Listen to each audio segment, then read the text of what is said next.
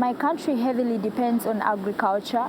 Therefore, most of the people depend on agriculture. So if our farms are destroyed by floods, if the farms are destroyed by droughts and crop production is less, that means that the price of food is going to go high. So it will only be the most privileged who will be able to buy food, and they are the biggest emitters in our countries. They're the ones who will be able to survive the crisis of food, whereas most of the people who live in villages and rural communities, they have trouble getting food because of the high prices, and this leads to starvation and death.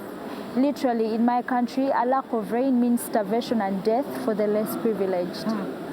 Vanessa Nakate, can you talk about the climate crisis? What did the Guardian newspaper, how did they put it, a headline, why climate change is creating a new generation of child brides? Still, I'll speak about Uganda and Africa.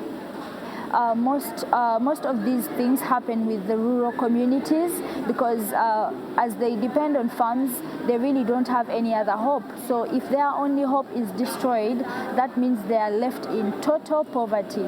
And it's the girl child who suffers the most, because when the family has no hope for the future, that means they will have to give away their daughters for marriage at young ages, like 15 years old, 16 years old. It is really terrific to see parents give out their children. It is not because they want to, it is because it is the only way of survival. And of course, the children do not agree to this. They cry because of that. No child, no 15-year-old wants to get married to one old man, because it is these old men who get married to them. And this all points to the climate crisis. When their only hope, that is the farms and the crops that they have, is destroyed, they are only left with giving out their daughters for marriage to get something in exchange.